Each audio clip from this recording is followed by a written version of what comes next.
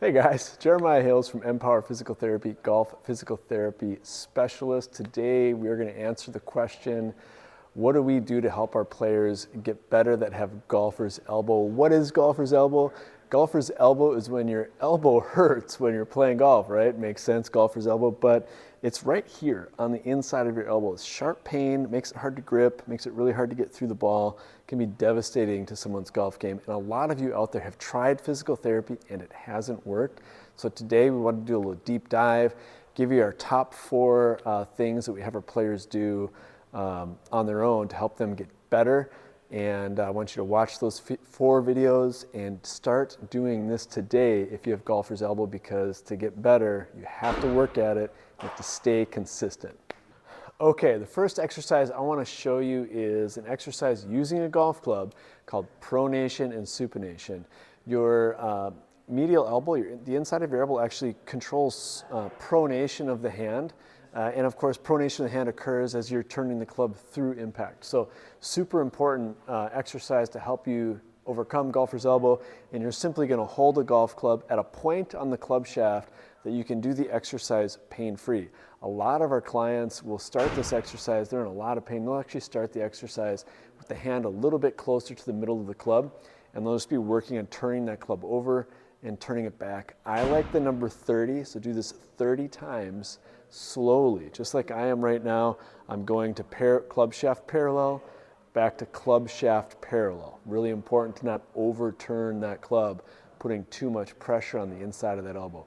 Try to stay away from that. So it's club shaft parallel, club shaft parallel, say that 10 times, and you're going to do that 30 times slowly, pausing at each end, okay?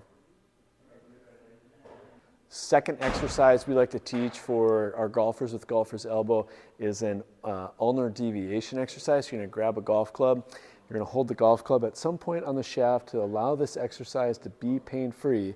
I'm going to grab right here because I'm actually not in pain. So I'm going to hold the club on the grip. I'm going to lower that club head towards the ground, and I'm going to raise the club head up so the shaft is as close to vertical as I can get it, which is right about there. I'm going to pause briefly.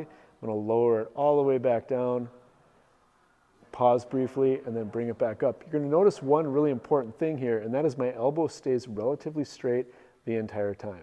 A lot of people cheat with this exercise by bending the elbow and not using the wrist, and it's really important to just make that wrist do the movement, because the muscle that's injured in golfer's elbow starts on the elbow, it actually controls the wrist. So really important key point there.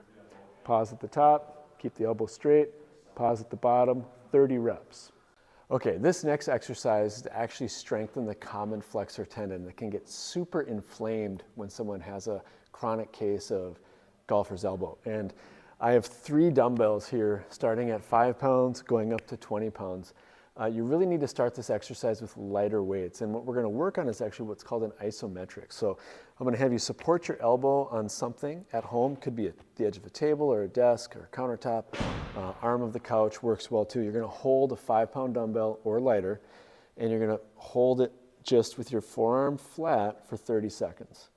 If you can do this without pain, then you can go to a heavier dumbbell. Okay, so I'm feeling pain-free there. I'm going to grab a heavier dumbbell. I'm going to 12.5. I'm going to go hold it with my wrist flat for 30 seconds. Notice that I'm not dropping my wrist down and I'm not curling my wrist up. I'm literally just holding it in this flat position for 30 seconds. If I can do 30 seconds pain-free and I'm not fatigued, then I'm going to go to a heavier dumbbell, and so on and so forth, until I can build strength up into that common flexor tendon to allow that tendon to be stronger, the muscle to be stronger, which will help reduce whatever pain you're experiencing. The key to this exercise is a 30-second hold, relatively pain-free. So you have to start at a lighter weight. Remember that. Okay, the last thing that we generally recommend as a part of a home program for our golfers dealing with golfer's elbow is we like to do a little bit of icing at home. And one of my favorite ways to teach icing for our golfers is to do something called ice massage. You're going to take an ice cube out of your ice tray or ice machine at home. You're going to grab a hand towel. You're going to wrap the cube in a towel so that you're holding the sides of the cube, but the flat surface is exposed. Okay, that's the surface we're going to be using to apply the ice. And of course, you're going to pull your sleeve up. So you get the clothes out of the way.